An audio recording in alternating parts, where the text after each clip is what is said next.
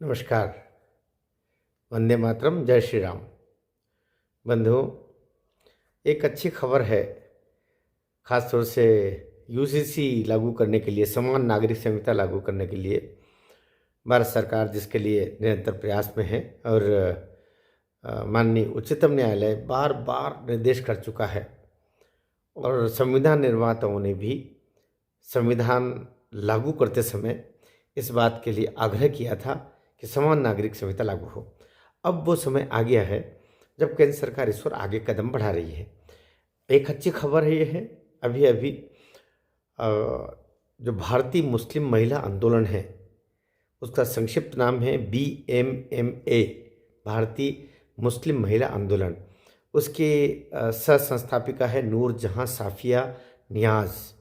उन्होंने अभी एक प्रेस कॉन्फ्रेंस भी की और महिलाओं का एक बड़ा समूह लेकर के वे प्रेस में पहुंची और उन्होंने 25 सूत्री अपना एक मांग पत्र दिया है। साथ में उन्होंने यूसीसी का समर्थन किया, जो समान नागरिक संहिता है उसका समर्थन किया है।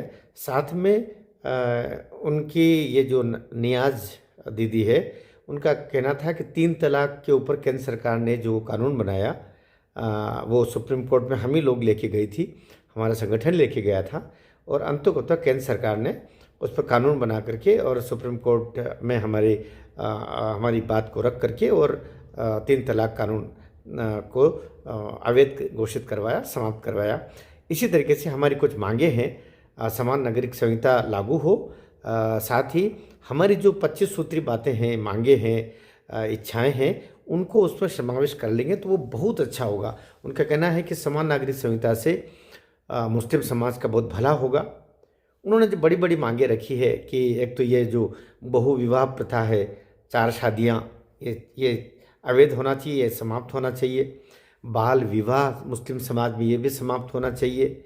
साथ ही दुल्हन की मर्जी के बिना, दुल्हन की या लड़की की मर्जी के बिना विवाह नहीं होना चाहिए और विवाह संस्कार न होकर के करारनामे की तरह हो, जो इस्लाम में होता है। हमारे हिंदू समाज में वो एक संस्कार है, विवाह संस्कार, और इस्लाम में उसका एक संस्कार न होकर के इकरारनामा है। और साथ ही महिला काजियों को भी पंजीयन हो और उनको भी अधिकार प्राप्त हो। ये एक कदम और आगे चल के ये बात कह सकते हैं, निकाह संपन्न कराने के लिए महिला काजियों को भी मान्यता प्राप्त हो और विवाहों का पंजीकरण हो, रजिस्ट्रेशन हो, रजिस्ट्रेशन प्रमाण पत्र प्राप्त हो। ये सरकार ये सारी चीज़ों को देखे और साथ ही हलाला पर प्रतिबंध रखे। ये जो बाल विवाह, बहु विवाह, हलाला, ये सब कुरीतियाँ हैं मुस्लिम समाज की, इन पर सब पर प्रतिबंध लगना चाहिए। और इसको लेकर के उन्होंने कहा कि अगर ऐसा सब होता है तो मुस्लिम समाज की महिलाएं इस पर बढ़ चढ़ करके और इसका समर्थन करेगी और हम इसमें साथ देंगे। तो ये तो निश्चित रूप से बिल्कुल जांची परखी मानी हुई बात है कि माँ पर ही निर्भर करता है कि फिर संतान वो कैसे किन संस्कारों को लेकर के, किन गुणों को लेकर के या अवगुणों को लेकर आगे बढ़ेगी। मैं ये बात कहा करता हूँ कि APJ अब्दुल कलाम जैसा राष्ट्रभक्त, जैसा आकंठ देश प्रेमी, ये भी किसी माँ ने ही पैदा किया ना, और वो मुस्लिम माँ ने ही पैदा किया ना। इसी तरीके से जो बिन लादेन, जिसने अमेरिका में इतना बड़ा आतंकवादी हमला किया, जिसको अंततः अमेरिका ने टुकड़े टुकड़े करके समुद्र में फेंक दिया, वो भी किसी माँ ने ही, मुस्लिम माँ ने ही पैदा किया था। तो इसलिए राष्ट्रभक्त माँ का होना, एक ईमानदार और सहिष्णु और मानवतावादी माँ का होना, सकारात्मक नज़रिए वाली माँ का होना कितना ज़रूरी होता है किसी बच्चे के लिए। मेरी एक कविता की कुछ पंक्तियाँ हैं। पृथ्वी, अग्नि, त्रिशूल, मिसाइल, परमाणु बम हमें दिया है, उस डॉक्टर अब्दुल कलाम ने मुस्लिम माँ से जन्म लिया है। पृथ्वी, अग्नि, त्रिशूल, मिसाइल, परमाणु बम हमें दिया है, उस डॉक्टर अब्दुल कलाम ने मुस्लिम माँ से जन्म लिया है। और बुरी खबर सुन लो रे पाकियों, रास्ता अपना मोड़ दिया है, मुस्लिम माताओं ने जिन्ना पैदा करना छोड़ दिया है।